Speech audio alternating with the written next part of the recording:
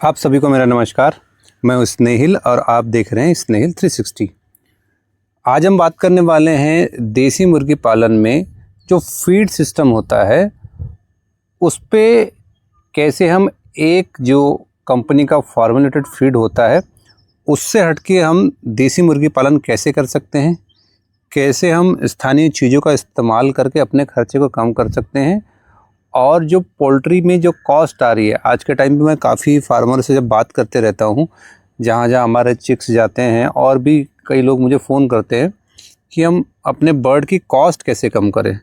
तो देखिए, अगर आप क्लोज शेड में या बंद शेड में फार्मिंग कर रहे हैं मुर्गी की, तो वहाँ पे दिक्कत ये होती है कि वो आप पूरी तरीके से फीड पे निर्भर हो जाते हैं कि आप वो कंपनी फीड ही खिला पाएंगे और उसी पे आप उसको ग्रोथ कराना रहता है।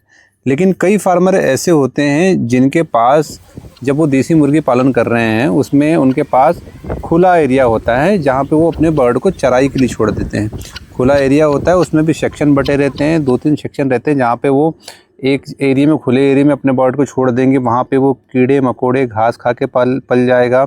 दूसरे सेक्शन में उन्होंने हरी घास लगाई हुई है जिसमें बरसिंग हो गया, नेपियर हो गया और मक्का हो गया। दुनिया भर की अलग अलग तरीके की घास लगा के रखा है जहाँ पे वो अपने बर्ड को फीडिंग कराते हैं। जब हम अपने फार्म पे चिक्स को लेके आते हैं तो शुरुआत के 40 दिन हमको उसको कंपनी का फीड ही खिलाना है, क्योंकि जब बच्चा छोटा होता है तो उसको प्रोटीन की और अन्य पोषक तत्वों की ज़्यादा ज़रूरत होती है। 40 दिन के बाद हम उसको धीरे धीरे हरे चारे पे शिफ्ट कर सकते हैं। एक समय शाम को या सुबह हरा चारा दे सकते हैं। बाज़ार से लाइव ही सब्जियां, जो वे सब्जियां होती हैं जिसमें हमारा टमाटर, गोभी और हरी सब्जियां, भाजी, इस तरीके के हम उसको फीडिंग में दे सकते हैं। देखिए, हरा चारा देने से हमारे बर्ड की जो ग्रोथ है वो थोड़ी स्लो होती है, क्योंकि हरे चारे में सबसे ज़्यादा कंटेंट जो होता है पानी की मात्रा होती है। 80% पानी की ही मात्रा होती है, तो उससे ज़्यादा आपका वेट नहीं बढ़ेगा। लेकिन अगर आप इसको देते हैं तो धीरे धीरे आपके बर्ड की शाइनिंग बढ़ना चालू हो जाती है। बर्ड का जो आपका टेस्ट जो है थोड़ा सा अलग हो जाता है। जब आप उसको अलग अलग तरीके का फीड सिस्टम में रखते हैं, आप उसको होटल से लाया हुआ वेस्ट दे रहे हैं। होटल से लाए हुए वेस्ट में आप समझिए कि बचे हुए खाने में आप उसको बिरयानी दे रहे हैं, चावल दे रहे हैं, रोटी दे रहे हैं, तो वो एक तरीके से ऐसा समझिए कि अलग तरीके का खाना खाएगा तो उसका टेस्ट भी अलग तरीके का हो जाएगा।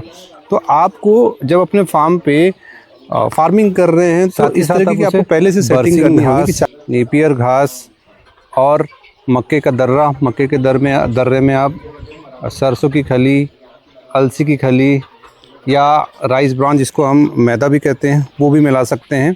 तो इस तरीके से आपको एक समय में फॉर्मुलेटेड फीड देना है और एक समय में कोई भी हरा चारा हो गया या बाहर का होटल का खाना हो गया या मक्के का दर्रा हो गया या मुर्गियों को अपनी खुली छोड़ना है। तो इस तरीके से आप बचे हुए 2 महीने में फीडिंग सिस्टम को आप अपने कंट्रोल में रख सकते हैं और लगभग 40 से 50 रुपये अपने फीडिंग में कम भी कर सकते हैं। आने वाले वीडियो में हम देसी मुर्गी पालन के कुछ प्रमुख विषयों पर चर्चा करेंगे, जिसमें कम पैसों में शेड निर्माण, कम पैसों में कैसे फीड की लागत को हम बनाए रखें, कम पैसों में किस तरीके से हम मेडिसिन और अन्य खर्चों को समेट के रखें, जिससे कि हमारा फ़ायदा जो है बढ़ सके और जो हमारी कॉस्टिंग है वो लगभग 100-125 रुपये के आसपास रहे, जो अभी फीड महंगा होने से लगभग 170 से 190 रुपये तक अभी जा रही है फार्मर की। कुछ ही ऐसे फार्मर है जो अपनी कॉस्टिंग को 160 रुपये के आसपास में रखे हुए हैं। तो मिलते हैं अगले वीडियो में, तब तक के लिए धन्यवाद।